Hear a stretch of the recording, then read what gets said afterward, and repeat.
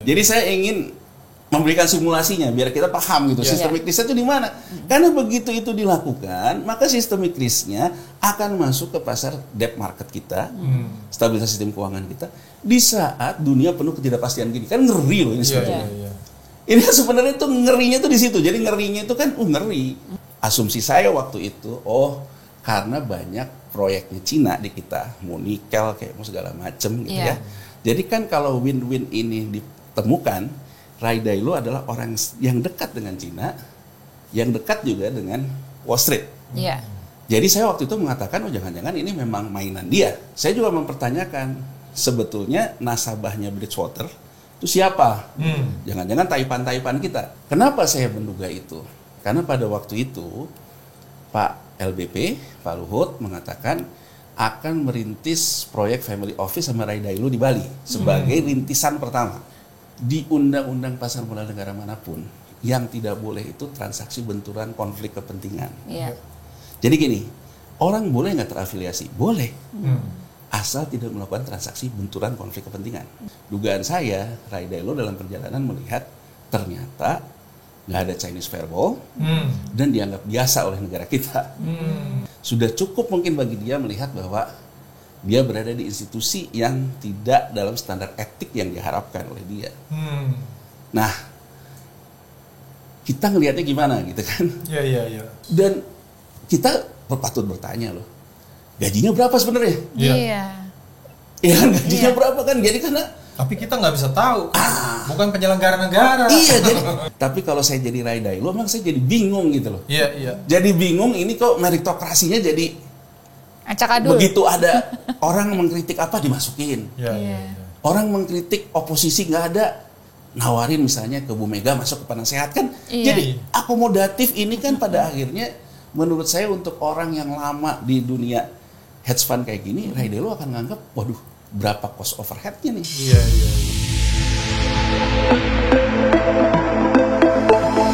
Hai, ketemu lagi dengan kami di Tactics, Talking Policy and Politics, dengan saya Didi dan Iyo.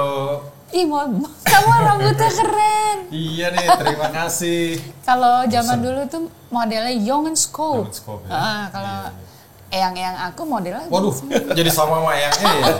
Enggak, ini kan kemarin gondrong, tapi kan minggu lalu pas kita libur tuh kan Yesusnya udah ke surga nih. Jadi, sekarang tinggal tersisa bukan Gonjes lagi. Brad Pitt aja. Brad Pitt.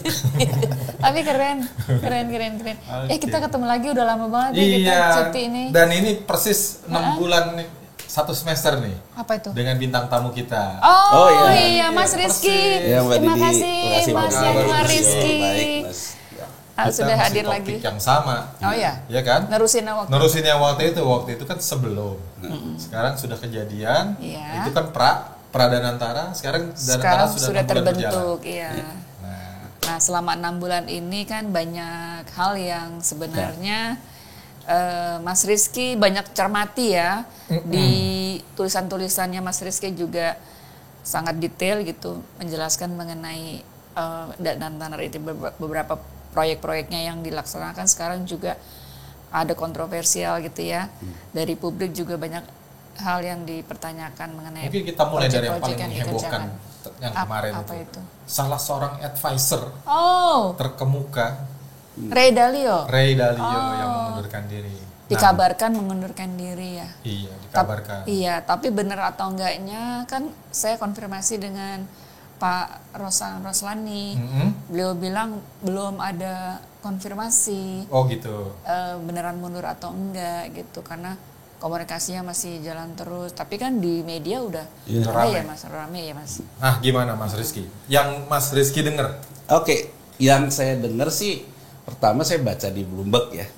Jadi semua media lokal itu mengquote Bloomberg sebetulnya.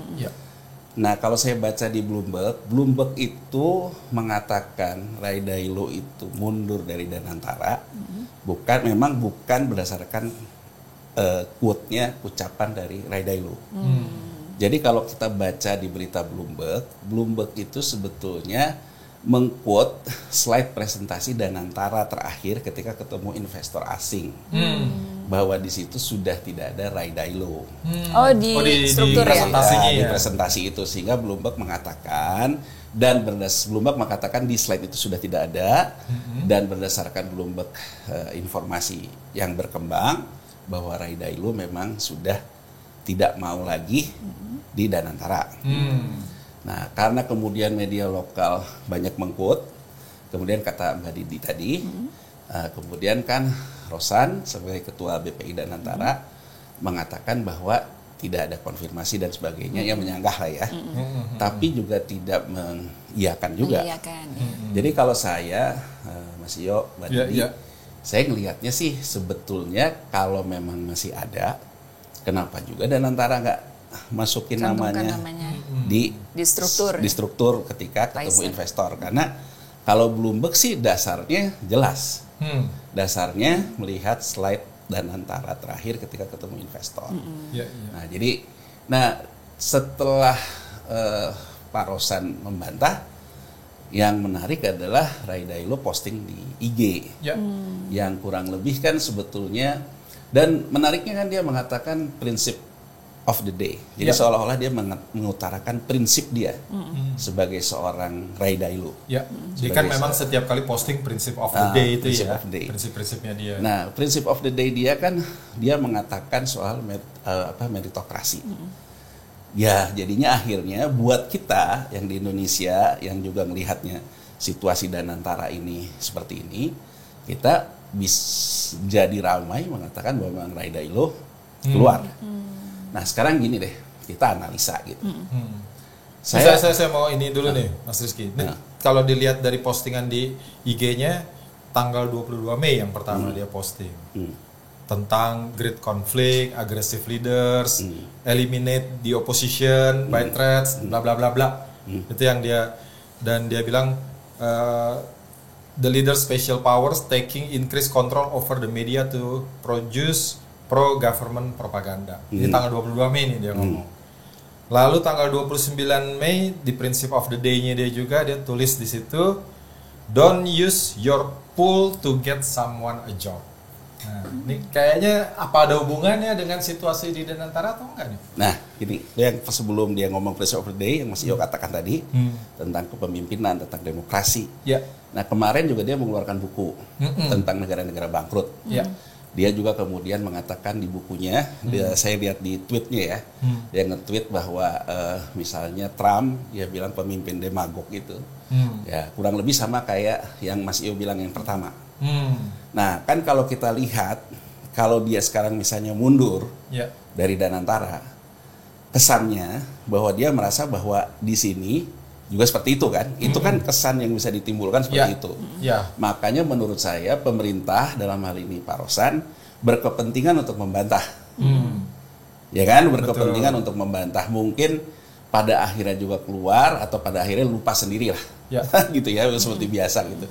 Nah, cuman kalau menurut saya, kalau itu prinsipnya Raidailo, menurut saya Raidailo memang keluar dari Danantara, menurut pendapat saya. Berarti ada yang tidak sesuai dengan prinsipnya dia di Danantara. Kalau itu prinsipnya. Karena gini, Mbak Di, Mas Iyo ya. Saya ketika misalnya nama Raidailo disebut segala macam ya. Saya mengatakan bahwa Raidailo sudah jadi OD namanya, orang dalam. Sesuai dengan ketentuan Undang-Undang Nomor 8 tentang pasar modal kita. Dan juga Undang-Undang Pasar Modal Amerika Serikat dan semua negara. Karena kenapa di Undang-Undang BUMN Amandemen itu yang sekarang membentuk Danantara, penasehat itu masuk ke dalam struktur organisasi. Ini juga yang saya kritik. Karena menurut saya struktur organisasinya keberatan gitu. Ada manajemen, ada pengawas, ada lagi penasehat. Nah, saya mengatakan berarti berdasarkan undang-undang itu, penasehat, pengawas, dan juga kemudian manajemen, semuanya OD, orang dalam. Katakan saja aksi korporasi hanya dilakukan oleh manajemen, kepala BPI Danantara, dan 2 chiefnya di bawahnya, dan juga mungkin dengan pengawas. Kepenasehat katakan saja hanya sekali-sekali. Tapi saya juga mengatakan kalau itu juga yang terjadi dalam nanti tata kelola Danantara, Raidailo, ya, Jeffrey Sah gitu ya, Taksin dan sebagainya, itu sudah masuk ke dalam ketentuan IOD namanya, informasi orang dalam. Orang yang memiliki informasi orang dalam. Sementara dia pemain juga. Nah, pemain juga. Nah, pada waktu itu saya mengatakan bahwa ini sebenarnya maunya apa sih? Ketambah lagi, Mas Iyo tadi, Bridgewater ini, ya, Bridgewater ini punyanya lembaganya Ray Dalio ini di 2024 itu rata-rata hedge fund global keuntungan di 2024 itu 10,4%. Ini datanya Reuters dan datanya Bloomberg. Bagus dong ya? Rata-rata semua global hedge fund. Punyanya Ray Dalio, Bridgewater itu 34%. Jadi di atas rata-rata. Nah, dalam berita Reuters maupun Bloomberg bahwa yang tertinggi di 2024 itu 54% hedge fund. Berarti kan Ray Dalio masuk, yang Bridgewater masuk ke baris atas. Nah, kemudian saya coba telah dari mana dia dapat untung banyak. Ternyata Bridgewater-nya punya Ray Dalio ini, dia banyak menghedging yuan. Jadi posisinya sebetulnya, posisinya Ray Dalio ini agak beda dengan Paul Singer. Paul Singer ini hedge fund lain yang dekat sama Trump. Kalau Paul Singer ini memang alirannya kalau bisa terjadi crash di emerging market, krisis kayak Yunani yang dia buat, kemudian krisis di Argentina yang dia buat 2016 gitu, karena kan dia selalu mengatakan sorting bond. Dia nyobain ngerjain Adani di India gitu. Ini yang arahnya sih. Dia economic hitman juga nih. Ya, Paul Singer. Dia Elliott Management nama ininya. Nah, Bridgewater dan juga si Ray Dalio itu selalu mengatakan bahwa sebetulnya tidak perlulah seperti ini oleh Trump nih. Harusnya win-win. Amerika ini kan menguasai ibaratnya uang beredar. Cina barang beredar. Menurut Ray Dalio, sebetulnya yang harus dipertemukan itu pada akhirnya Trump sama Xi Jinping itu kan yang satu kekuatannya di barang, yang satu kekuatannya di uang, win-win. Nah, kalau dilihat dari kacamata ini kan menjadi menarik sebetulnya kenapa Indonesia mengambil Ray Dalio. Asumsi saya waktu itu, karena banyak proyeknya Cina di kita, mau nikel kayak mau segala macem gitu ya. Jadi kan kalau win-win ini ditemukan, Ray Dalio adalah orang yang dekat dengan Cina, yang dekat juga dengan Wall Street. Jadi saya waktu itu mengatakan, jangan-jangan ini memang mainan dia. Kenapanya dia masuk ke Danantara. Ini asumsi saya di awal ya. Di awal. Jadi asumsi saya di awal seperti itu. Saya juga mempertanyakan sebetulnya nasabahnya Bridgewater itu siapa? Jangan-jangan taipan-taipan kita. Karena Mas Iyo, Mbak Di, info juga muncul, bukan hanya info. Jadi kalau kita lihat data transfer keluar ya dari resident itu warga negara kita berdasarkan data neraca BI itu juga naik. Yang kemudian juga beritanya naik di Bloomberg juga. Banyak orang Indonesia mengeluarkan uangnya. Sejak kapan? Sejak November tahun lalu. Artinya setelah Danantara? Sebelum Danantara. Nah, jadi dimulai Juni tahun lalu, meningkat di November, di Januari sampai Maret lebih meningkat lagi. Juni karena ini tahun politik ya? Ya, saya melihatnya bukan orang lari duitnya gitu, Mbak Dia, Mas Yo. Saya melihatnya karena penuh ketidakpastian. Betul. Kalau saya nyimpen di hedge fund itu kan setiap ketidakpastian untungnya naik, Mas Yo sama Mbak Dia. Nah, saya lihat juga keluarnya di mana sih, gitu ya. Ternyata keluarnya lewat digital currency dari kitanya nih, itu digital currency. Dari digital currency masuk ke emas. Jadi saya ngelihatnya banyak orang kaya kita sebetulnya menghedging ketidakpastian dengan menghedging emas. Tapi nggak emasnya antam gitu loh, beda sama kita yang kaya kan. Jadi dia memang bermain arbitrase dengan selisih nilai tukar segala macam. Nah, ini kan berarti dia masuk menjadi nasabah hedge fund di luar ya Mbak Dia, Mas Iyo.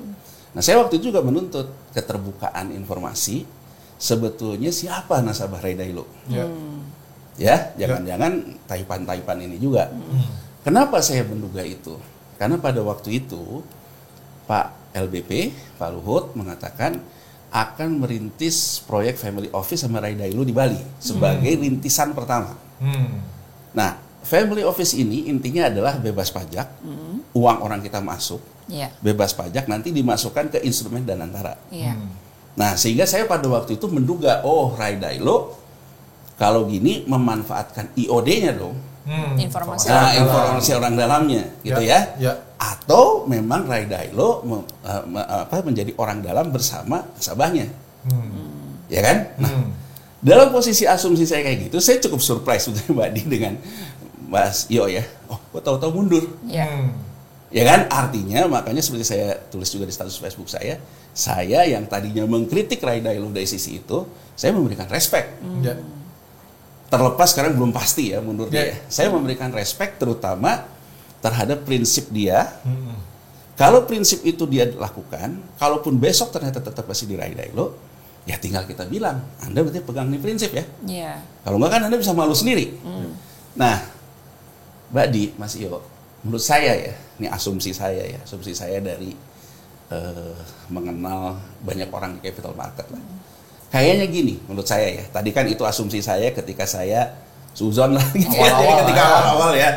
Awal-awal saya ngeliat, oh ini kayaknya kepentingan nasabahnya, kepentingan ini.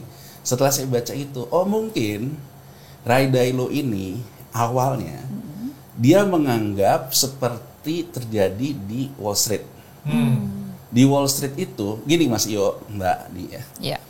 Di undang-undang pasar modal negara manapun, yang tidak boleh itu transaksi benturan konflik kepentingan. Jadi gini, orang boleh nggak terafiliasi? Boleh, asal tidak melakukan transaksi benturan konflik kepentingan. Kalaupun transaksi benturan konflik kepentingan terjadi by accident lah gitu ya, maka tidak akan ada yang dirugikan, tidak ada yang diuntungkan. Jadi konstruksi undang-undang pasar modal negara manapun yang tidak boleh itu satu, Anda afiliasi, Anda kemudian melakukan transaksi benturan konflik kepentingan secara sengaja, mens rea gitu ya. Nah, kemudian ini bisa dibuktikan apa? Menguntungkan kelompok tertentu atau merugikan publik. Jadi hanya 3 unsur ini yang dilarang. Jadi kalau misalnya saya afiliasi, saya terjadi transaksi benturan konflik kepentingan, tapi tidak menyebabkan keuntungan kelompok tertentu, tidak menyebabkan kerugian publik, sebetulnya ini tidak apa-apa. Nah, ini diatur di Amerika Serikat, juga di Undang-Undang Pasar Modal kita, di peraturan OJK, yang disebut dengan Chinese Firewall. Jadi misalnya, saya Rai Dailo, saya di Danantara, saya juga Bridgewater. Ketika saya ada dalam rapat boardnya Danantara, maka Bridgewater itu akan saya lepaskan.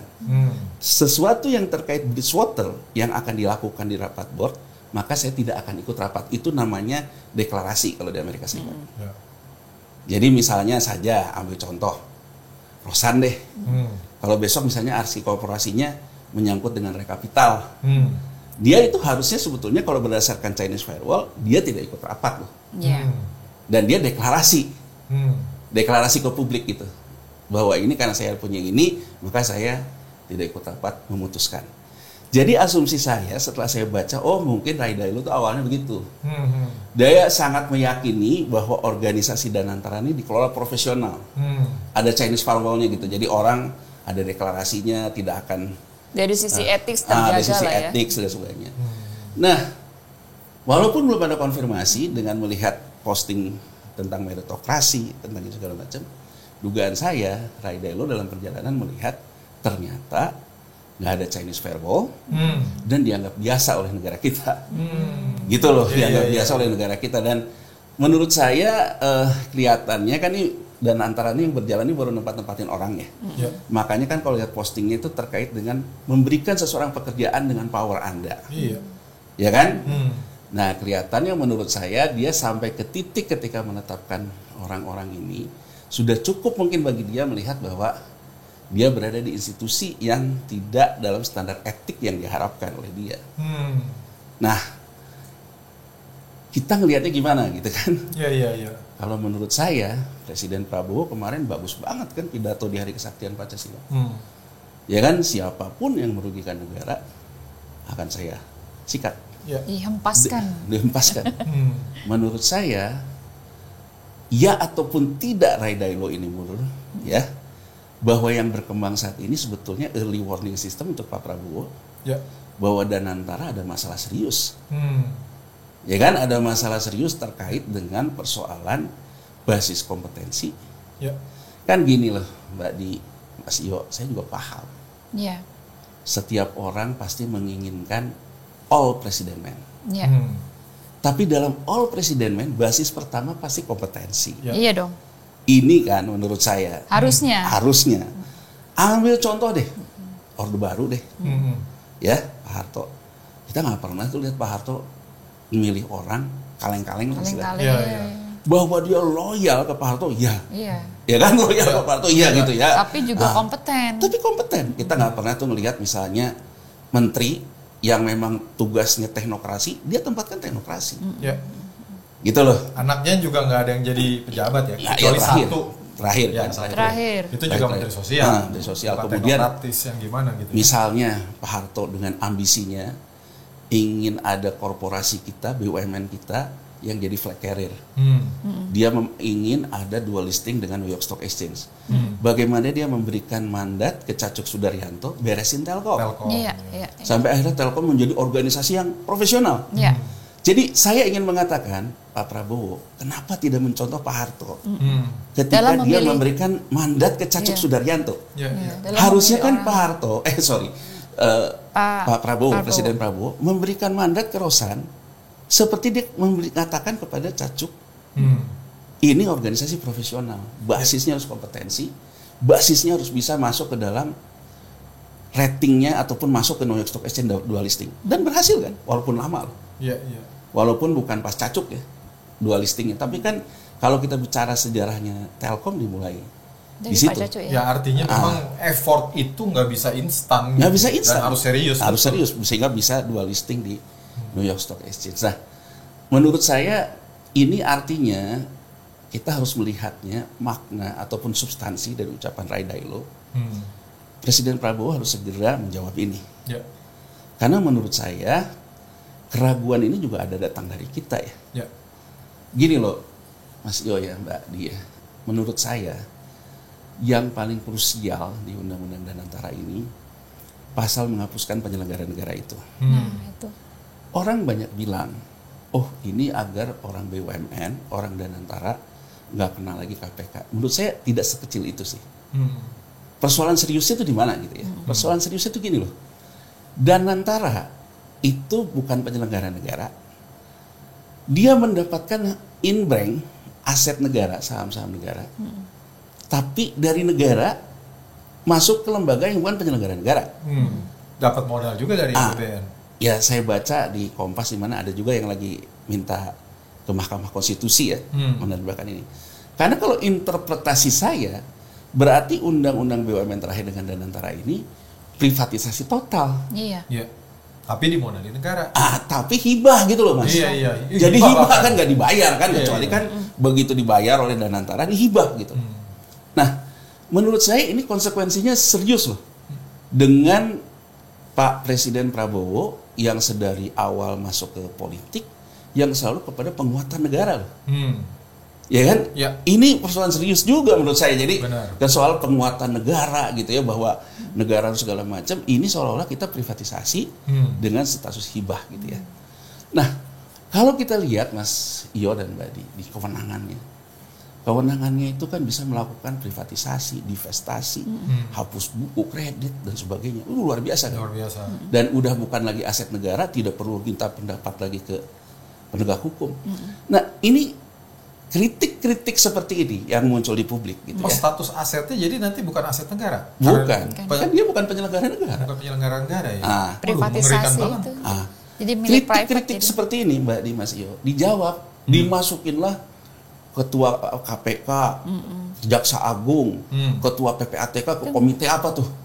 Menurut saya keluar dari substansi gitu. Kita itu justru ingin membuat. Nah mungkin ini juga yang menjadikan bingung kali Ray Dalio. Ini organisasi apa ya kok semua diakomodir, sementara code of conduct etiknya enggak gitu loh.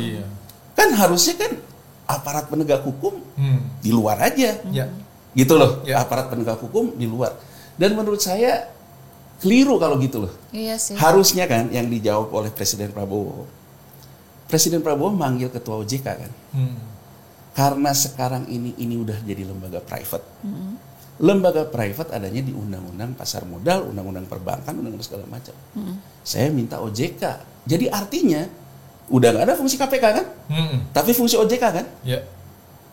Nah, ini kalau sekarang kita kritik lagi di sini gitu, Mbak Di, Mas Yo, tadi masukin lagi di Ketua OJK ke jadi apa? Jadi menurut saya, jadi menurut saya kayaknya kalau saya menangkap, ya saya kan nggak ketemu Ray Dailo juga. Tapi kalau saya jadi Ray Dailo, memang saya jadi bingung gitu loh. Iya. Jadi bingung ini kok meritokrasinya jadi acak-adul. Begitu ada orang mengkritik apa dimasukin. Iya. Orang mengkritik oposisi nggak ada, nawarin misalnya ke Bu Mega masuk ke penasehat kan. Jadi akomodatif ini kan pada akhirnya menurut saya untuk orang yang lama di dunia hedge fund kayak gini, Ray Dailo akan nganggap, waduh berapa cost overhead-nya nih. Iya. Kan gede banget Mbak Di. Jadi ini kan ibaratnya pada akhirnya kan cost overhead akan mengurangi return. Iya. Nih coba kita hitung deh Mbak Di. Mas Iyo. Lembaga kayak Danantara ini kan mirip-mirip BPJS Ketenagakerjaan, BPJS Kesehatan. BPJS itu di undang-undang ada dana jaminan sosial. Dana jaminan sosial ini anggap saja aset BUMN segala macam ini dalam pengelolaan. Ketika dana jaminan sosial itu digunakan untuk investasi, itu ada biaya investasi. Benar. Berapa keuntungan investasi, kurangi biaya investasi, itu laba investasi. Laba investasi ini nanti dikurangi lagi biaya kelembagaan. Biaya manajemennya BPJS. Baru di bawah ini yang dibagikan ke anggota, ke buruh, ke segala macam. Ya.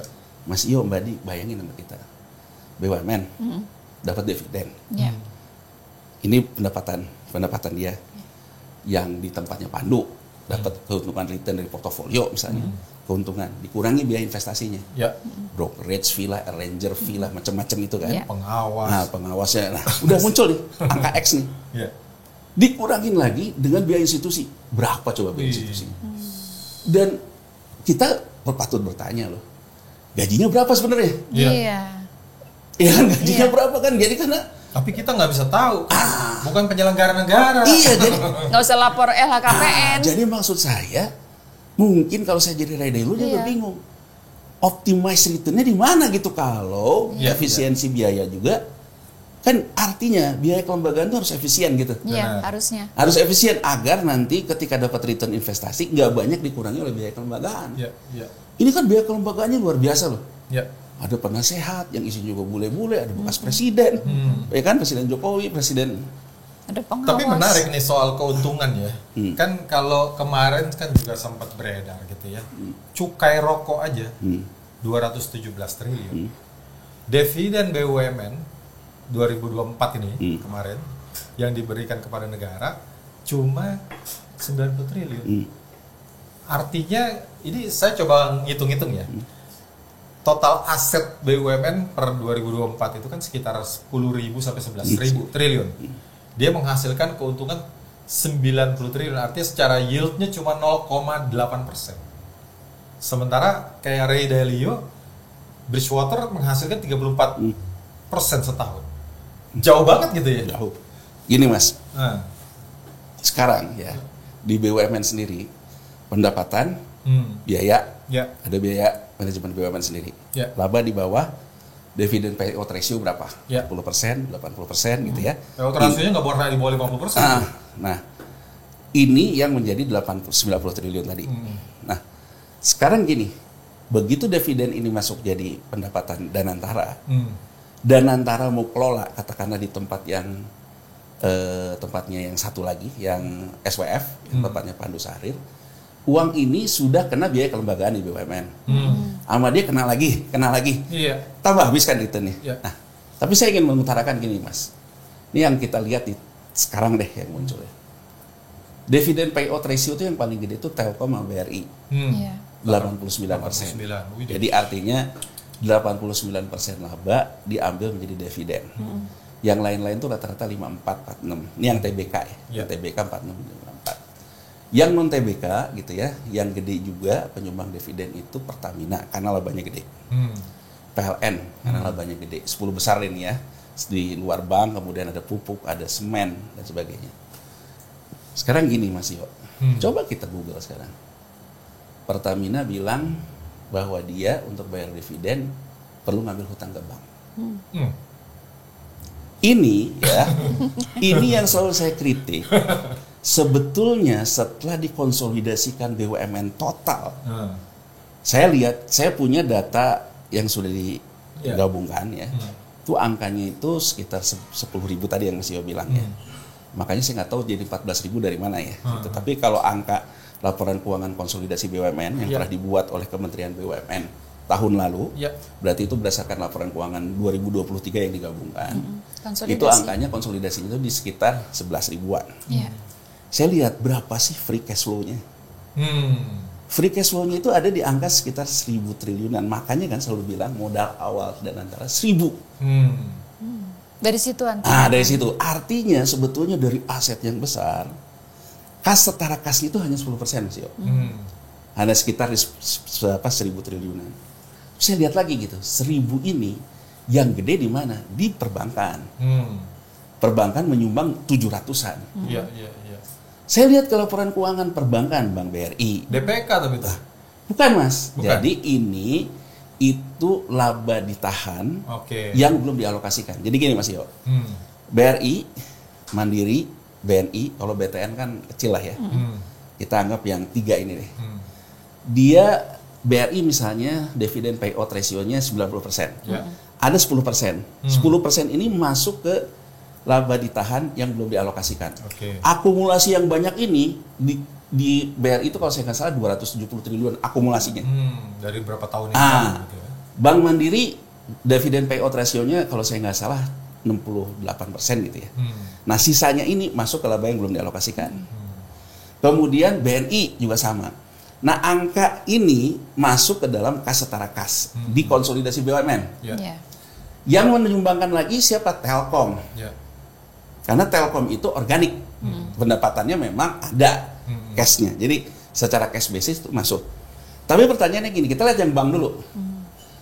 Makanya misalnya beberapa ekonom gitu ya, termasuk juga saya pernah dengerin Ferry Latuhihin di sini, dia kan mengatakan tidak menerima bank dimasukkan dana antara. Nah saya ingin mempertajam apa yang dikatakan Ferry. Dan kalau Ferry ngomong bahwa bank ini, kalau karena saya ada systemic risk. Systemic risk. Kalau saya ngelihatnya gini, coba bayangin, memangnya laba ditahan di bank BUMN itu free cash flow. Kita lihat di kasnya, misalnya BRI tadi 200 sekian, kasnya segitu nggak? Enggak. Karena laba ditahan yang belum dialokasikan berdasarkan standar akuntansi boleh ditaruh di kas, boleh ditaruh di setara kas. Setara kas itu apa? Surat utang negara, SBN. Jadi sebetulnya uang laba yang belum dialokasikan ini selama ini dipakai untuk menjadi stabilitas pasar keuangan kita. Kalau ini misalnya dipaksakan untuk nyuntik macam-macam, kita belum bicara DPK nih Mas Iyo, kita bicara pemegang saham mengalokasikan hak dia, bahwa laba ditahan belum dialokasikan ini hak saya. Dialokasikan semua dari perbankan ini 700. Misalnya saja untuk operasi merah putih lah, untuk apa sekuritisasi di dana antara. Artinya bank akan melepaskan yang namanya surat berharga negara. Bank juga akan mencairkan sekuritas Bank Indonesia, SRBI. Berarti stabilitas sistem keuangan kita akan terganggu. Belum ini nanti kan, dia cadangan buat kalau ada NPL. Iya, ini kan yang namanya dikatakan oleh Ferry, systemic risk itu di sini gitu. Jadi saya ingin memberikan simulasinya biar kita paham gitu. Systemic risk itu di mana? Karena begitu itu dilakukan, maka systemic risk-nya akan masuk ke pasar debt market kita, stabilitas sistem keuangan kita di saat dunia penuh ketidakpastian gini. Kan ngeri loh ini sebetulnya. Ini sebenarnya tuh ngerinya tuh di situ. Jadi ngerinya itu kan ngeri. Di saat kita juga ada hutang jatuh tempo yang besar sampai tahun 2027. Di situ sistemik risk-nya. Nah, saya dengar salah satu bank BUMN itu NPL-nya sebenarnya naik gila-gilaan. Oh iya. Karena sejak restru waktu Covid, tapi kan kondisi tidak kembali. Belum lagi kan ada yang mau di write off tuh. Nelayan, petani dan segala macam. Itu kira-kira NPL-nya dari yang harusnya 3%. Nah, saya seneng nih Mas Yo nanya gini nih, biar kita bisa lebih menukik lagi. Kan ketika pertama kali pemerintah mengatakan write off yang buat usaha kecil dan menengah. Banyak orang kemudian teriak-teriak, loh kok saya nggak bisa dapat. Ternyata keterangan Menteri UKM itu sebetulnya yang sudah gini loh. Jadi tahun 2020 nih ada standar akuntansi yang berlaku baru. Ya. Dalam standar akuntansi itu yang namanya NPL, Mas. Kalau dulu misalnya Mas Iyo punya kredit ke Bank Mandiri 100, Mas Iyo macet nih 20. Di neracanya Bank Mandiri piutang ke Mas Iyo 100, cadangan 20. Tapi masih di neraca. Net 80, 100 masih dicatat. Ini namanya kan baru cadangan. Ya, berpengaruhnya ke karnya perbankan itu. Nah, PSAK yang berlaku tahun 2020 ya, itu nggak boleh lagi, Mas, karena ini akibat konsensus International Accounting Standard akibat krisis 2008 di Wall Street. Ini yang cadangan ini harus langsung dibiayakan, Mas, namanya diimper, masuk ke laporan rugi laba. Artinya sebetulnya by standard write off, Mas, di laporan keuangan 2020 yang baru. Tapi by law belum di write off. Ya kan? By law itu masih ada di bukunya bank potensi piutang lah ya. Tapi ketika misalnya sekarang kalau saya mengatakan saya hapus bukukan, berarti orang terus ngelihat, oh nggak ada pengaruhnya tuh terhadap laporan keuangan BRI yang kemarin dihapus bukukan orang banyak itu. Iya, Mas, karena sudah dia lakukan write off berdasarkan accounting standard. Yang dilakukan write off pada waktu itu by law. Ditetapkan by law, tidak ditagih lagi. Kenapa? Jadi kalau di sini secara bukunya perbankan sudah dibiayakan, tapi orang yang punya kredit macet tidak bisa dapat kredit baru karena kena BI checking. Ya kan? Saya tuh gini loh, Mas, ini kan namanya cocokmologi lah, duga-duga. Saya tuh duga baca gitu ya, kewenangan Kepala BPI dan antara termasuk bisa menghapus bukukan. Mas bayangin nggak? Ketika 2020 bukan hanya UKM yang dikeluarkan dari neraca ya. Poin saya. Artinya besok kita bisa ngontrol nggak kalau kemudian Kepala BPI Nanantara mengatakan by law tidak ditagih lagi. Ya kan? Dan itu perusahaan yang tadi karena nggak ada Chinese firewall, orang-orang yang ada di situ company-company-nya terlibat gitu ya. Dan dihapuskan. Kemudian kita cuma baca laporan keuangan. Kita nggak pernah tahu karena memang sudah di write off. Iya. Iya kan? Walaupun berdasarkan POJK ada ketentuan. Begitu dia hapus bukukan itu, dia harus masuk ke dalam informasi tambahan di laporan keuangan. Bahwa ada aksi ada write off. Tapi kan dengan kualitas, mohon maaf ya, dengan kualitas OJK kayak gini, kalau saya nggak nulis di prospektus, siapa juga sih yang dan gak ada likuidasi dan segala macam. Udah nggak ada, karena memang kewenangannya, baca aja di undang-undangnya, kewenangannya memang ada di Danantara. Nah, ini kan ngeri ya. Ngeri banget. Ngeri gitu loh, jadi pemulihan ininya ngeri dan dimulai dari sesuatu yang populis seolah-olah ke kelompok bawah. Tapi kan sebetulnya by technical akuntansi memang buku-buku udah nggak ada di bukunya bank. Udah dikeluarin nggak akibat memperlakukan di 2020 itu. Tapi kan by law masih ada. Nah, kalau ini udah gini dapat lagi kredit, gitu lagi besok. Iya. Lama-lama kan habis, Mas. Nah, ini yang akan makan DPK. Jadi kalau ada dua nih di bank nih, ada terkait dengan dana pihak ketiga, ada terkait dengan laba yang ditahan, Mas. Nah, kekhawatiran orang terhadap DPK yang ini, Mas. Jadi kalau ini dilakukan berarti kan DPK-nya kegerus.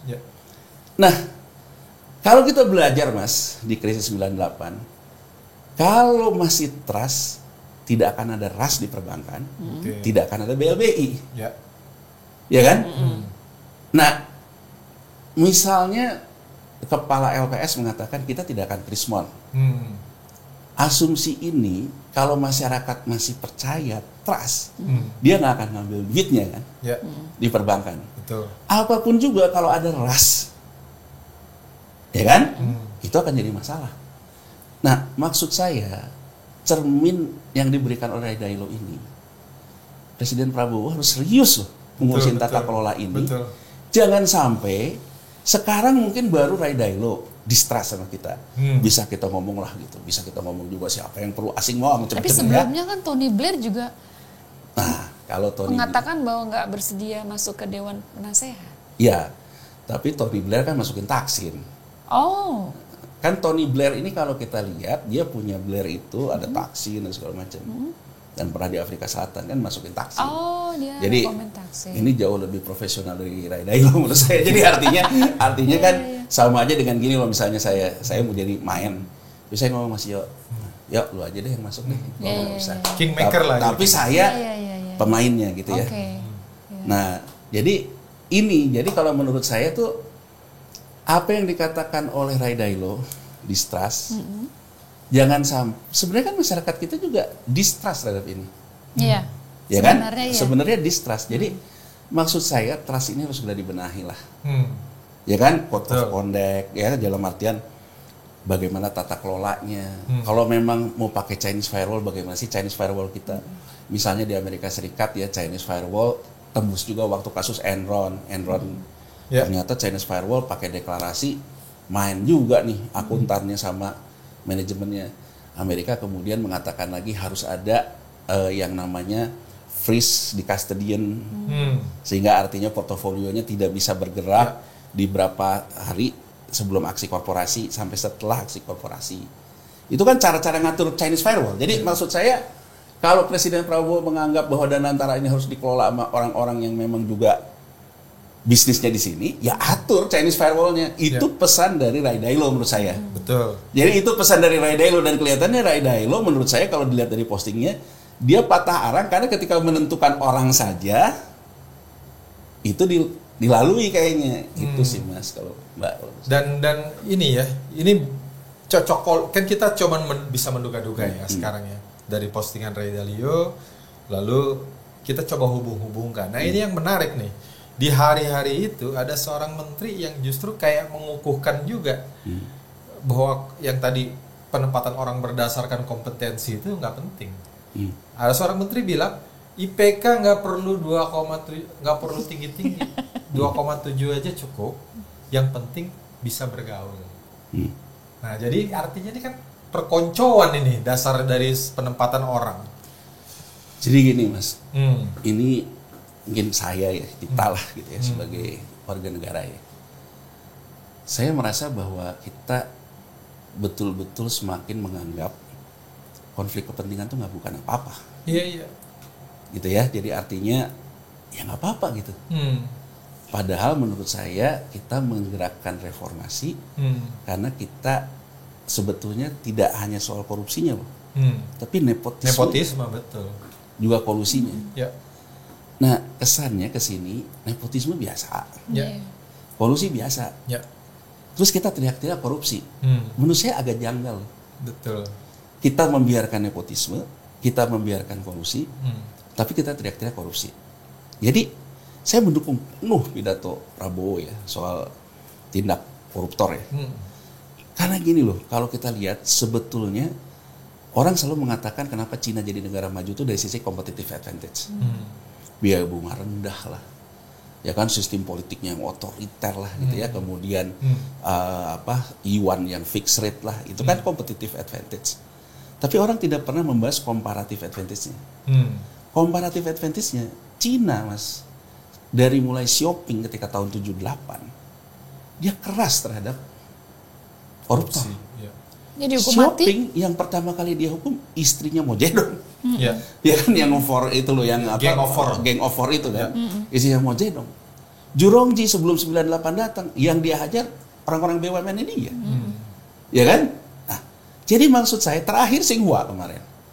Korporasi loh. Ya. Jadi maksud saya Pak Presiden Prabowo dan juga kemana semua elit politik ya, termasuk saya Pak Luhut yang sering ngomong, wah kita jangan terlalu banyak ngomonglah demokrasi gitu kan, seolah-olah gitu. Kalau mau gitu, negara demokrasi musuhnya korupsi. Ternyata negara otoriter yang maju kayak Cina musuhnya sama, korupsi. Jadi menurut saya sebetulnya bukan soal demokrasi dan otoriternya, tapi perang melawan korupsinya. Serius atau enggak? Dan menurut saya dengan melihat undang-undang Danantara, Anda perang melawan korupsi di negara yang menurut Presiden Prabowo dalam pidatonya banyak pengkhianatnya. Iya. Tapi Anda di undang-undang Danantara melepaskan yang namanya sistem dan penyelenggaraan dilepas, lulus begitu. Penguatan negaranya enggak. Jadi menurut saya agak gimana ya, agak bipolar gitu di satu sisi tuh, ya kan di satu sisi mengatakan apa, tapi sistemnya nggak boleh fisik. Bukan bipolar secara ini, maksud saya bipolar secara kebijakan, bukan karena soal orangnya, tapi kebijakan gitu. Kebijakan itu jadi kayak dualisme. Satu sisi kebijakannya itu anti korupsi, tapi sisi lain membiarkan sistemnya kolusi, bisa nepotisme dan kolusi. Jadi menurut saya ini kalau kita biarkan, mau kita sistem otoriter pun hancur kalau kita. Iya sih. Faktanya ya Orde Baru, ya kan? Berarti kan comparative advantage kita harus kita jalanin kan. Nah, Danantara ini kan kalau kita ngomong pertaruhan terakhir gitu ya. Bukan hanya persembahan terakhir, tapi ini kan pertaruhan terakhir kita agar kita punya yang namanya institusi. 6 bulan yang lalu sebelum orang rame-rame Danantara kita bahas di sini kan. Saya termasuk yang setuju yang namanya konsolidasi ini agar punya uang ketiga di luar APBN. Tapi bukan berarti juga harus dilepaskan dari negara, tanggung jawab negara kan? Iya, tapi saya bukan yang kayak gini gitu loh, benar-benar dalam artian gini. Jadi menurut saya Mas, sebenarnya ya yang kita butuhkan tadi ketika kita ngomong BUMN ya, Mas Yo mengatakan dividen hanya segini, itu pun harus ngutang, ya kan? Gak punya cash ya, Mas. Angka itu Mas, kalau kita lihat asetnya Mbak Di sama Mas Yo, Pertamina sama PLN itu nilai total aset BUMN itu 70% untuk Pertamina plus PLN. Tapi isinya apa? Tiang listrik, ya kan? Terus kilang-kilang minyaknya Pertamina gitu. Kemudian coba kita lihat bukunya Pertamina. Pertamina piutang tagihan ke pemerintah masih ada. Ini tidak diimper karena pemerintah. Kalau yang lain kan diimper. Tapi kalau kita neracanya, ya kan, bahwa sebetulnya laba Pertamina, laba PLN itu laba buku Mas, bukan cash flow. Ya kan, ada kompensasi, ada segala macam. Artinya sebetulnya Pertamina sama PLN untuk bayar dividen aja pinjam ke bank misalnya, ya kan, cash flow-nya nggak ada. Nah, ini kan bisa dilihat dari yang sudah go public semua perusahaan BUMN, yang 90% dividen payout ratio-nya cuma 2, Telkom sama BRI. Berarti pemerintah mengatakan hanya Telkom dan BRI yang punya pendapatan organik gitu loh Mas. Kan Pertamina pendapatannya dari negara. Kalau negaranya nggak bayar muncul piutang. Labanya gede nggak? Gede, tapi duitnya nggak ada gitu loh. PLN gitu ya. Piutang tak tertagih. Gede gitu. BRI menurut saya karena luar biasa kan. Penetrasinya luar biasa karena bank segala macam. Telkom BUMN yang menjalankan fungsi komersil Telkom gitu. Ya kan? Jadi dua ini menurut saya yang menggambarkan free cash flow. Kalau kita lihat dari yang terakhir aja, dividen payout ratio dari semua BUMN yang go public, ternyata kita tuh hanya free cash flow di dua ini loh Mas. Di BRI dan di Telkom. Ya. Nah, saya juga ingin menyoroti gitu. Telkom yang punya free cash flow, kita ingat nih, main nyuntik itu aja sama GoTo. Ya kan? Yang kemudian juga ada konflik kepentingannya, ada segala macam. Kan ngeri Mas, kalau tradisi ini dilanjutkan di Danantara. Tapi katanya ada Chinese firewall-nya tuh, waktu pengambilan keputusan di RUPS, komutnya nggak ikut ambil suara. Ya ini kan harusnya diperiksa OJK dong, OJK yang menentukan. Tapi kalau kita bicara pembiaran ya, sejak Gojek, Tokopedia itu kan juga pembiarannya kan. Orang kita waktu itu ada tamu dari anggota DPR RI Komisi 6 ya, yang waktu itu hearing sama Mas Rizky, ya kan, itu dia nggak ada konflik kepentingan katanya, statementnya. Tapi kan kita secara publik kan melihat dengan jelas bahwa ada konflik kepentingan di situ. Kalau menurut saya kan ada 3 nih, indikasi afiliasi ada, transaksi benturan konflik kepentingan ada. Dalam artian gini, hipotesisnya kalau bukan karena afiliasi bisa nggak dapat, kan gitu ya. Double agent. Kemudian kerugiannya ada, ya kan, kerugian misalnya Telkom sudah membukukan rugi di 4,7, publik yang beli di IPO rugi. Menurut saya kita bukan otoritas, Mbak Di, Mbak Sio. Kita hanya mengatakan ini dari 3 ini konstruksinya ada. Yang harus didorong DPR bukan menyimpulkan, karena DPR juga bukan otoritas di sini. DPR tuh harusnya manggil OJK, periksa. Agar keraguan publik ini dijawab oleh otoritas. Iya, harusnya ya. Gelar perkara, jadi kita juga kan tinggal nonton gelar perkaranya. Waktu itu tertutup sih Mas ya hearingnya ya? Tertutup, dan OJK tidak pernah melakukan pemeriksaan, Mbak, masalah. Oh gitu, kan diperiksa. Kalau udah dijual, masih berlaku nggak tuh? Oh masih, Mas. Kan ini mau dijual katanya. Ke Grab ya? Ya, ini kan jadi merentet terus nih masalahnya ya. Cuman kalau saya gini, saya juga ingin mengatakan di Danantara ini, OJK ya, jangan kayak iklan mobil diesel zaman dulu tuh loh, Mas. Nyaris tak terdengar. Ya kan? Ya OJK ngapain sih sekarang? Danantara, Mas. Siapa yang menjadi kunci tentang governance Danantara itu OJK. Karena Danantara berdasarkan undang-undangnya full private. Jadi aku ambil contoh gini Mas Yom, Mbak Di ya. Hedge fund di Amerika nggak ada tuh hedge fund BUMN. Amerika juga nggak punya perusahaan BUMN. Yeah. Tapi yang namanya US SEC memberlakukan karena itu dana publik. Itu negara tuh ya.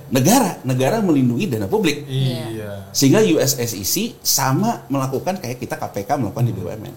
Jadi saya oke aja sih, kalaupun kita pada akhirnya menerima deh bahwa ini institusi private, business judgment rule dan sebagainya ya. Tapi pertanyaan saya, percayakah kita OJK sudah bisa kayak US SEC? Dan mohon maaf ya, misalnya ketika kita ngelihat di GoTo aja, OJK tidak pernah gelar perkara. Gitu. Nggak pernah ya. Terus yang lain nggak pernah gelar perkara.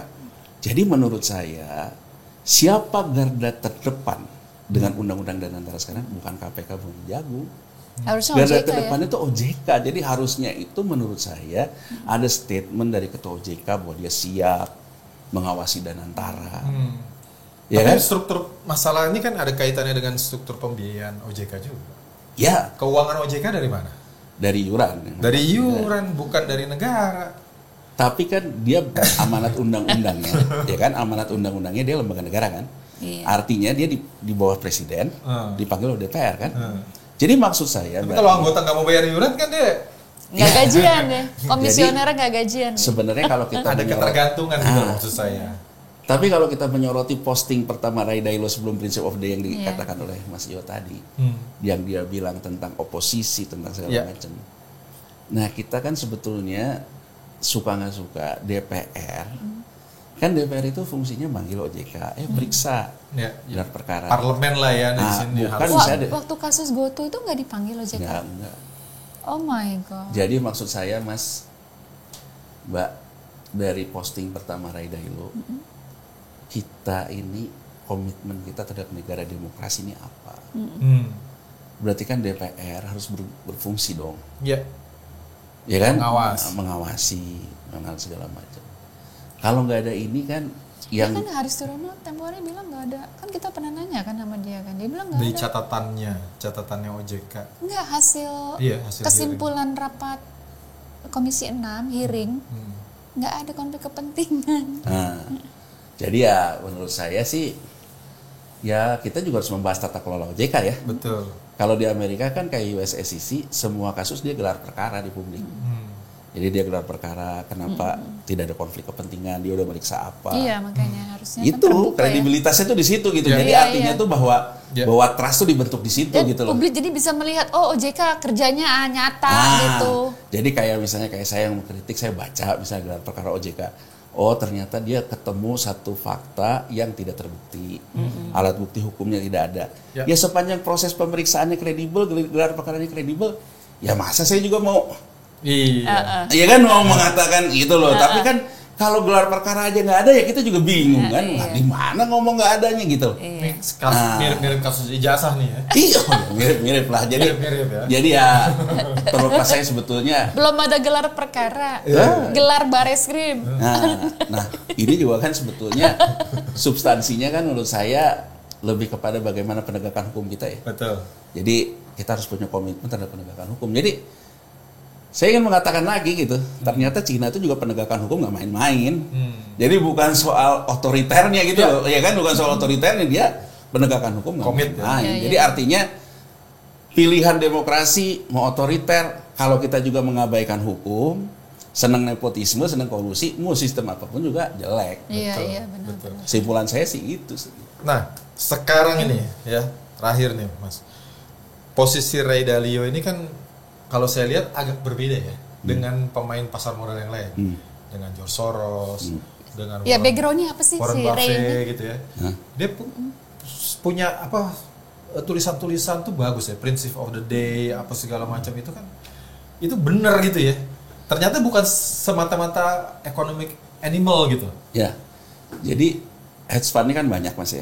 Jadi kalau kita lihat industri hedge fund itu tumbuh tahun 70 di Amerika Serikat. Ketika memang mereka keluar dari Bretton Woods dan sebagainya lah. Misalnya Soros itu kalau saya nggak salah tahun 73 mendirikan hedge fund. Warren Buffett di sekitar tahun itu juga. Ray Dalio ini kalau nggak salah 77. Paling muda lah ya. Tahun 77 terus ada lagi satu Paul Singer. Banyak sih hedge fund. Tapi hedge fund ini punya macam-macam identitas. Warren Buffett misalnya. Warren Buffett sama Soros intinya adalah cuan. Ya. Beli di titik murah, jual di titik cuan. tertinggi. Pokoknya intinya adalah dia memperoleh return of investment. Bedanya apa antara Soros dengan Buffett? Soros dia itu technical side-nya lebih besar. Jadi dia mengambil risk appetite-nya itu besar. Kayak misalnya yang dia lakukan, ini setelah saya hitung-hitung Asia ini sebetulnya udah kelebihan nih. Sementara nilai tukarnya dia nge-short. Itu kan risk appetite dia itu technicality. Itu Soros. Buffett fundamental gitu ya. Buffett fundamental. Dia selalu menganalisa berdasarkan laporan keuangan dan sebagainya. Ini perbedaan keduanya. Tapi prinsip investasi sama, return on investment. Ray Dalio ya, Bridgewater. Ray Dalio ini dia memproklamirkan dia punya portfolio management yang all season. Jadi mau musim semi kayak, musim gugur kayak, musim apa dia tetap memberikan keuntungan. Winter pun untung. Jadi diversifikasi portofolio. Ini lebih banyak main di yuan ya soalnya. Jadi gini, kalau Bridgewater-nya sendiri, dia kalau yang di Amerikanya, dia ngambil S&P namanya. S&P. Jadi S&P itu reksadana. Jadi kalau di Amerika Serikat kan ada reksadana. Standard & Poor's. ETF, Exchange Trading Fund. Jadi di Amerika Serikat itu saya bisa ngeluarin reksadana. Reksadananya itu kemudian dijual juga gitu. Kan kalau kita kan reksadana kan derivatif cuma. Lah jadi si instrumen reksadana itu jadi instrumen ETF dijual. Nah ini yang dikeluarkan sama si Goldman Sachs terhadap 500 komoditi dan sebagainya lah. Ini yang paling besar dia ambil di Amerika Serikat. Dia juga ngambil surat utang di negara-negara berkembang. Cuman saya cari-cari di SEC dan segala macam, keterbukaannya nggak ada nih.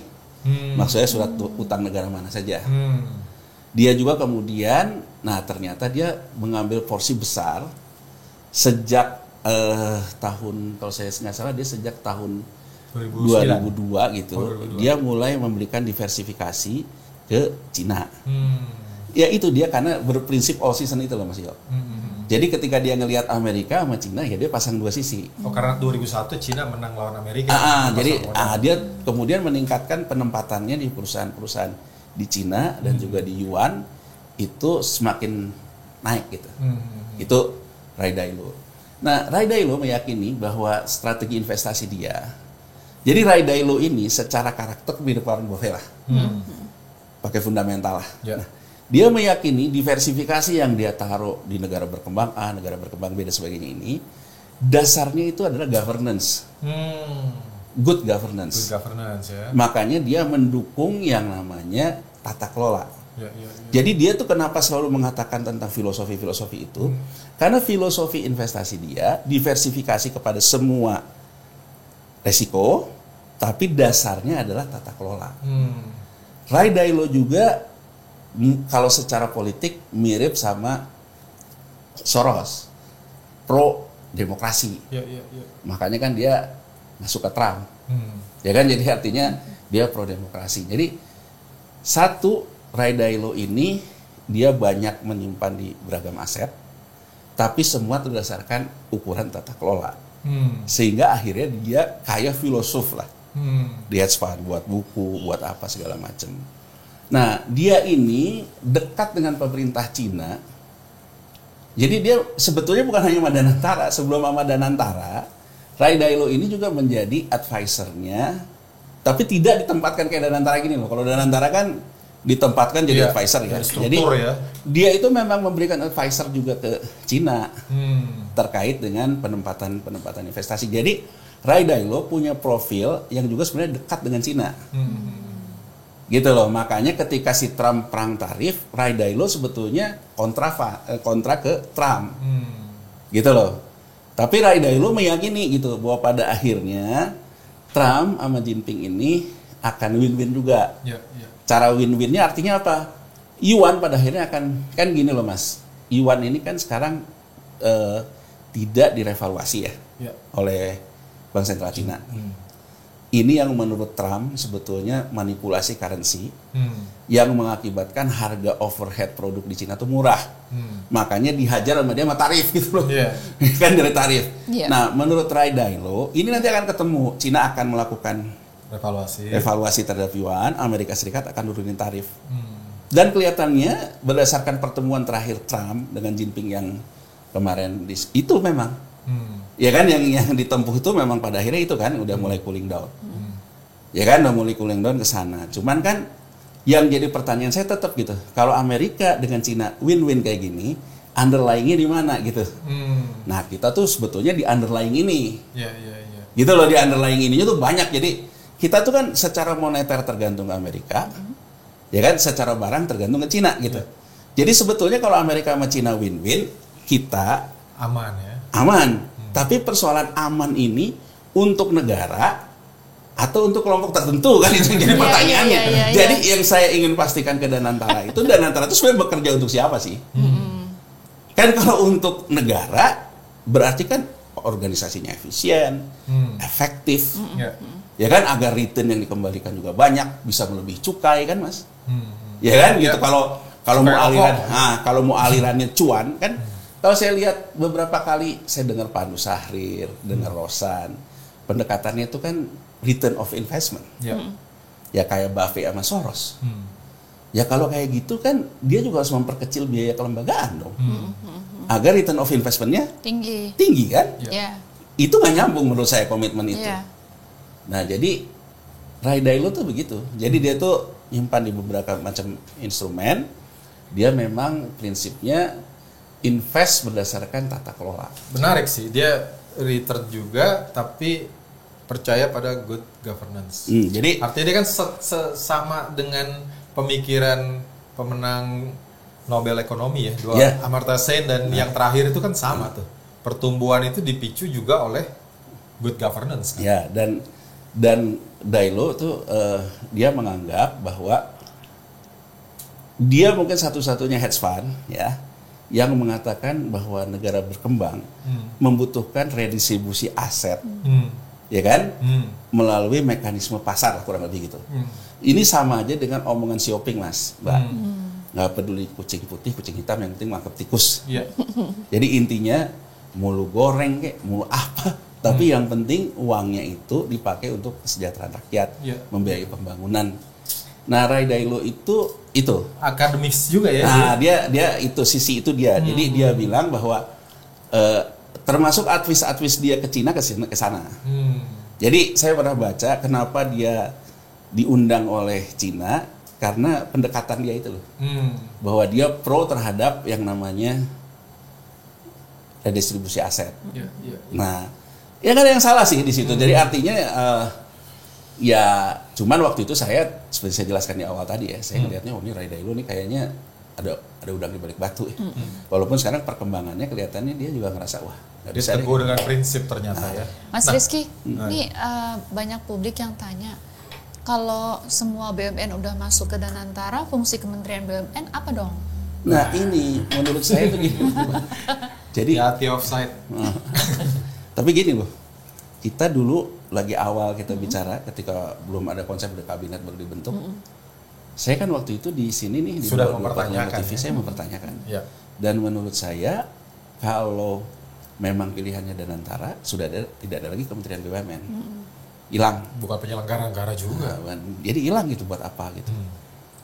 Nah, menurut saya Presiden Prabowo gitu ya, dengan sekarang udah masuk, menurut saya Kementerian BUMN sudah jadi kepala BPI Danantara. Kalaupun memang orang yang masih dibutuhkan oleh Presiden di kabinet, ya mungkin dia yang jadi Menteri Investasi gitu, katakan aja lah begitulah. Katakan aja lah begitulah kan kalau memang maunya seperti itu. Jadi maksud saya gini deh, saya ingin mulai dari pendekatan Presiden Prabowo. Jadi saya dengar beberapa analisa kenapa misalnya Presiden Prabowo untuk pangan misalnya dia mengutamakan pola lama dengan aparatur lah, sehingga akhirnya sekarang bisa 4 juta ton. Jadi artinya kan sebenarnya petani itu dijagain TNI sama polisi, nggak bisa tuh yang beras-beras premium ngambil gabah petani karena harus ke Bulog semua. Alasannya yang pernah saya baca dari pemerintah adalah karena pupuknya dulu subsidi kan, jadi artinya kan emang harusnya ke Bulog dulu. Kalau Bulog udah nggak ini, baru beras premium boleh ngambil. Itu alasannya, oke lah seperti itu. Nah pendekatannya kan seperti itu, strukturalis, ya kan, jaga sama ini karena yang jaga ini strukturalis. Kenapa saya ngomong gini Mas Yombadi? Berarti Presiden Prabowo orang yang paham bahwa yang namanya teknokrasi membutuhkan kelembagaan, ekonomi kelembagaan gitu. Jadi beberapa lah yang memang menekuni ekonomi kelembagaan, bahwa ekonomi itu membutuhkan juga kelembagaan yang sehat. Nah maksud saya dalam banyak hal Presiden Prabowo tidak cukup membuktikan terhadap nomenklatur ini. Secara kelembagaan menurut saya ekonomi kelembagaan sudah tidak ada artinya lagi Kementerian BUMN karena sudah ada BPI Danantara. Ya ini harusnya dibubarkan karena sudah jadi BPI Danantara. Ya kan? Ini bukan persoalan kita kepada soal subjektivitasnya, tapi berdasarkan ekonomi kelembagaan memang sudah tidak ada perannya lagi karena sudah ada di BPI Danantara. Nah harusnya kan hal-hal kayak gini tuh dijawab oleh Presiden Prabowo. Pindah gedungnya harusnya nggak ke Mandiri Tower ya? Oh iya, ke BUMN Tower. Ke BUMN. Jadi artinya menurut saya ini menunjukkan bahwa kita tidak, gini loh. Ini pendapat saya ya, masih Mbak Dia. Menurut saya Cina itu bangsa yang sebetulnya orientasinya tuh cost leadership.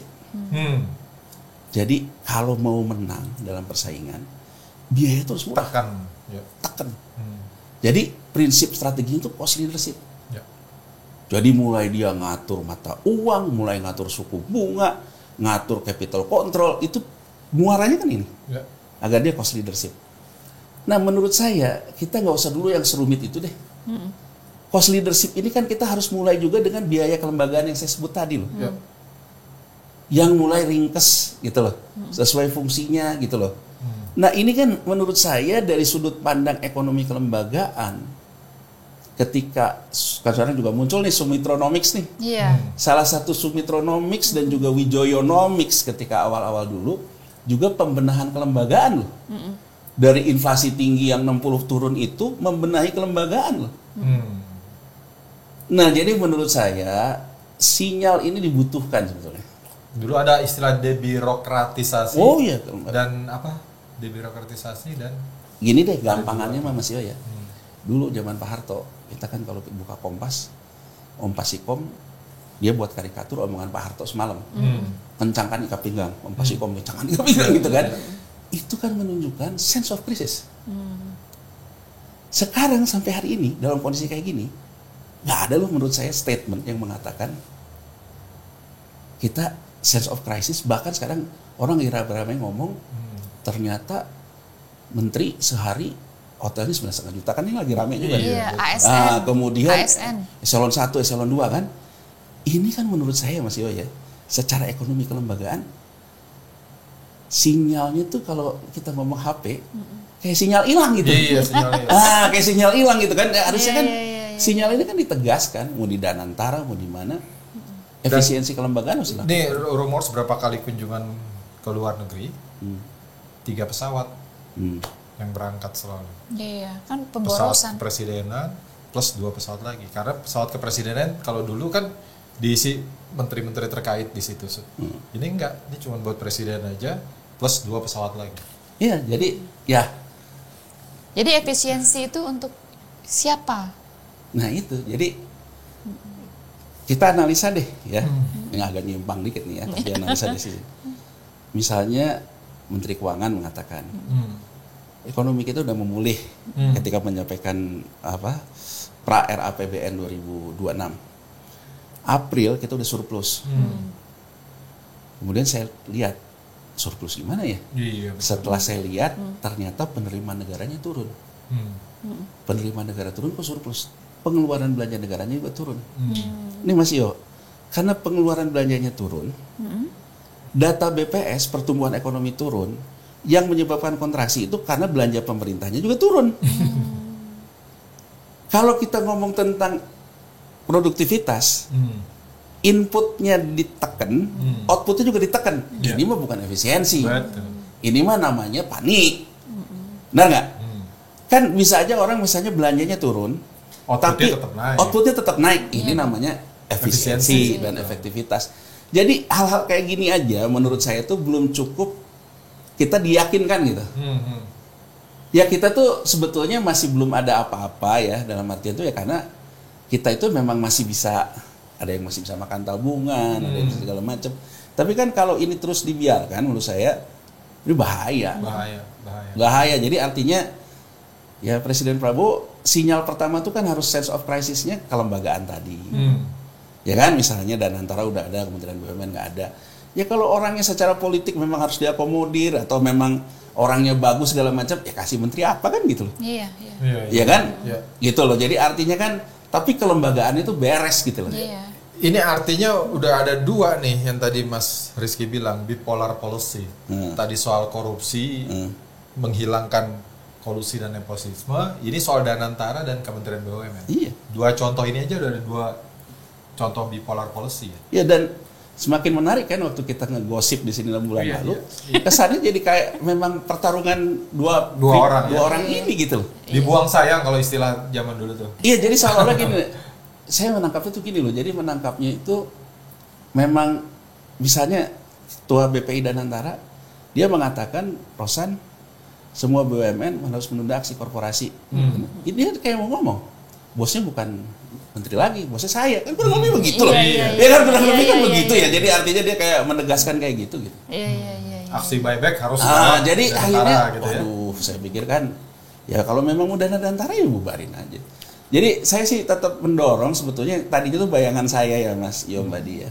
Kita tuh melakukan reform kayak Cina tahun 98. Cina 98 tuh mereform BUMN-nya Mas. Sampai akhirnya tahun 2002 dia membentuk SASAK. SASAK itu BUMN yang sekarang dipimpin Doni Askara. Itu SASAK itu.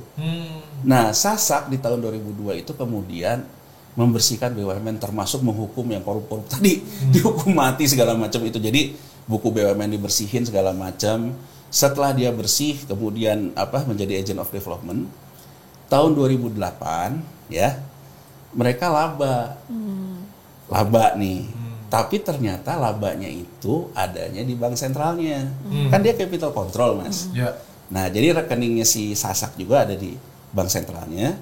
Nah, laba-laba itu oleh bank sentral dipakai untuk cadangan falas.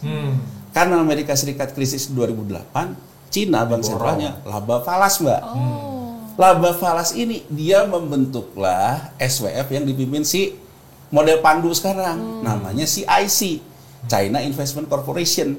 Jadi maksud saya jangan gerasak gerusuk lah, step by step gitu. Jadi menurut saya mungkin kita di sekarang BPI Danantara yang fungsi investmentnya nggak usah dulu, beresin dulu BUMN, bukunya segala macam. Nanti kalau sudah punya uang, baru kita bentuk SWF. Mungkin ini mengejar ini kali. Dulu kan Pak Prabowo pernah bilang, Mas diminum dulu Mas. 2030 Indonesia akan bubar.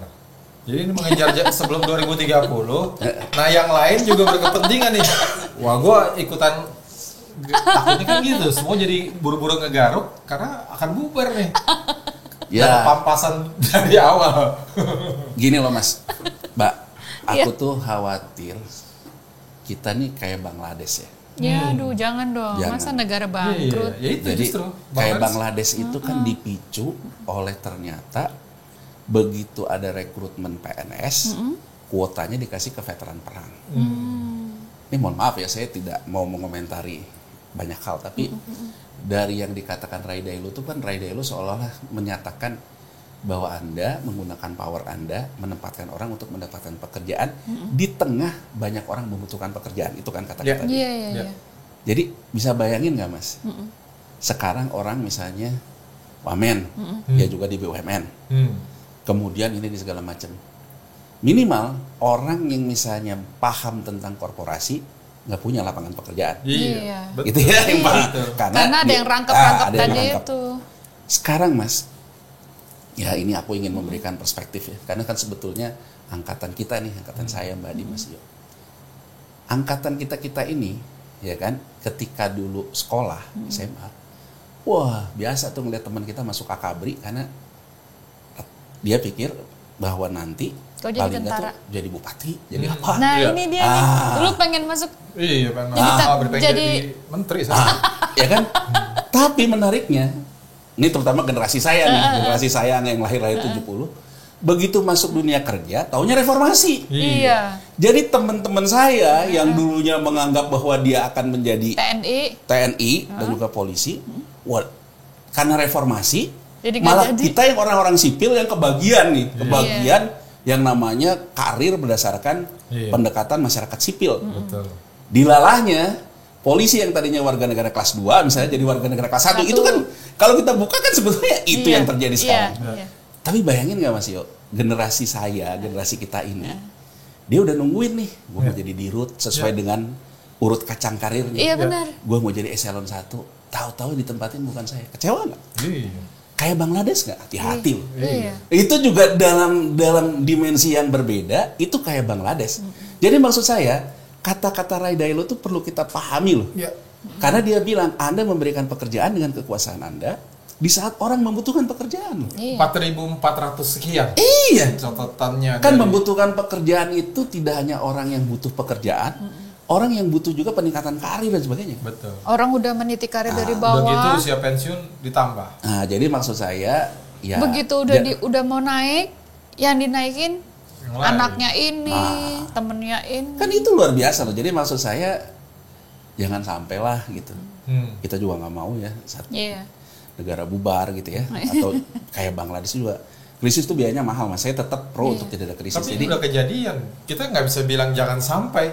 Orang udah terjadi, ongoing ini. Ya, makanya kan yang bisa kita lakukan cuman ngomong, mudah-mudahan Pak Prabowo mendengar. Kan gini loh Mas. Pemimpin itu menurut saya loh ya, pemimpin itu kan diuji ketika dia mendengar sama baiknya ketika dia berbicara. Artinya dia juga akan mendengar bukan apa yang ingin dia dengar, tapi apa yang harus dia dengar. Itu menurut saya bedanya pemimpin dengan pengamat itu loh. Kalau pengamat kan ibaratnya ya pengamat ya ngomong apa yang dia mau omongin Mas, karena dia memang tidak punya implikasi ya. Tapi kan kalau pemimpin dia harus mendengar sebaik dia berbicara kan. Dan dia juga kan tidak hanya modal dia memutuskan sesuatu. Jadi ya kita cuma memberikan banyak frekuensi aja. Di tengah banyak orang menjilat, kritik juga teman yang baik terhadap pujian. Betul. Jadi kalau Presiden Prabowo menunjukkan leadership-nya, ya kan, apalagi dia berlatar belakang pendidikan militer, menurut saya dia sangat paham itu. Ya kita cuma berharap dia akan meramu itu. Jadi kalau menurut saya yang paling menarik soal ini kan pandangan saya ya, karena orang bisa beda-beda ya tentang pemimpin. Pandangan saya kan yang pandai mengelola konflik itu Gus Dur. Gitu ya, dia pandai melakukan dialektika gitu. Walaupun orang lihat itu jadi berisik gitu loh, jadi tapi dia pandai melakukan dialektika gitu. Dialektika antara yang ini tuh dibiarin berkembang. Ya karena itulah pemimpin gitu. Betul. Untuk mencari titik temunya itu sih Mas. Terakhir nih, kalau saya lihat tadi balik lagi. Terakhir terus ya. Tadi terakhir Ray Dalio. Ini terakhir yang ini nih. Kalau misalnya tadi soal korupsi. KKN itu korupsi dipisahkan dari kolusi dan nepotisme. Ini dugaannya Mas Rizky apa? Saya menduga-duganya gini, jangan-jangan kenapa Pak Prabowo galak ngomong korupsi tapi nggak galak kolusi dan nepotisme? Karena dia terbebani juga pemerintahan ini, dia terpilih ini kan ada 2 unsur itu juga. Ya. Ditengarai lah, paling nggak, bukan ditengarai lah ya. Kita sebagian melihat ada unsur kolusi dan nepotismenya juga. Nah, kalau soal ini, mungkin saya ingin mengutarakan ya, yang perlu dikaji oleh semua pemimpin-pemimpin bangsa ini. Menurut saya mungkin kita perlu mengkaji apa yang dilakukan oleh Nelson Mandela. Nelson Mandela kan sebetulnya dipenjara karena apartheid. Ya. Begitu dia jadi presiden kan dia bilang kan, forgive but not forgotten. Jadi artinya memaafkan tapi tidak melupakan. Dia kemudian melakukan rekonsiliasi nasional, pengampunan nasional. Ibaratnya ya udah saya ampuni bahwa masa lalu, sekarang kita 0-0 deh ke depan. Ya. Nah, kalau kita menganggap masalah kita kolusi, nepotisme dan korupsi, menurut saya ide Presiden Prabowo yang mengatakan bahwa koruptor balikin duitnya ke negara. Saya ampuni. Tapi jangan omon-omon aja. Jangan juga diam-diam. Jangan dilupakan. Nah, maksud saya sekarang itu panggil satu self assessment. Siapa yang merasa ngelakuin nepotisme, ngelakuin melakukan korupsi di masa lalu, datang ke sini. Kalau yang nggak datang, ya pakai APH ya. Duduk satu meja. Kalau sekarang kita selesaikan ini, mau niru-niru Cina, bisa-bisa penjara penuh. Kan kalau Jurongji kan ngomong, ya kalau perlu pati terakhir saya, oke lah kita bangsa yang tidak seperti itu. Kita niru Nelson Mandela aja menurut saya. Ya kan? Oke, kita pengampunan. Cara pengampunannya gimana? Ada aset yang dikembalikan, masuk ke surat utang negara lah atau segala macam. Pengampunan ini begitu ke depan kita mulai yang baru, Mas. Jangan gitu ulangi. Jangan ngulangin. Oke, udah sekarang nggak ada lagi ya. Ke depan kita begini ya. Jadi menurut saya point of declaration itu, itulah. Jadi saya tuh punya pemikiran gini loh, Mas. Kenapa sih kita nggak mengulang kayak dulu Rengas Dengklok gitu loh. Misalnya dulu Bung Karno, Bung Hatta menganggap kita pasti merdeka kok, Jepang udah kalah. Tapi pemuda-pemuda kita culik dua-duanya. Nah, kita tuh harus memproklamasikan jangan kemerdekaan yang dikasih. Iya. Ya kan? Ya. Nah, menurut saya kan inilah pentingnya pimpinan-pimpinan partai politik sebetulnya. Ya kan? Dia memberikan seperti dulu Rengas Dengklok. Ini katanya cuma satu pimpinan partai politik. Ya itu dia masalah kita. Masalah kita ini kan akhirnya menjadi kacau balonnya tuh di situ ya. Jadi dan susahnya kan gini. Orang yang dulu juga, jadi saya baca ya ada status, saya lupa siapa, dia mengatakan yang dulunya aktivis sekarang jadi ordal gitu lah. Kan bahasa dia ya. Nah, jadi artinya gitu ya, kita jadi kayak kehilangan harapan untuk orang menegaskan yang namanya apa yang kita cita-citakan. Perjuangkan. Jadi kalau kita mengharapkan juga ada kayak Sayuti Melik dan kawan-kawan, nggak mungkin nyulik karena dia sekarang udah jadi ordal gitu kan. Kalau dulu kan Bung Karno, Bung Hatta dibawa ke Rengas Dengklok, ayo proklamasikan. Lah sekarang kan orang yang ininya juga jadi ordal, kurang lebih kan begitu ya. Nggak mungkin terjadi gitu. Jadi ya nyulik penculik tuh. Nah, jadi ya saya hanya satu-satunya berharap Presiden Prabowo akan dicatat dalam sejarah menjadi presiden yang memang juga melakukan rekonsiliasi nasional ya.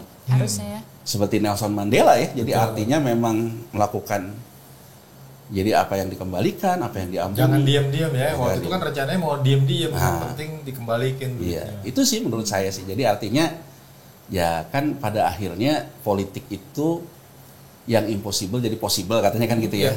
Politik the art of the impossible. Ya. Dan politik itu permainan kompromi. Menurut saya ya komprominya di situ gitu. Bahwa kita berkompromi, saling memaafkan, tapi ada yang dibalikin ya skemanya kan dibuat aja. Ya.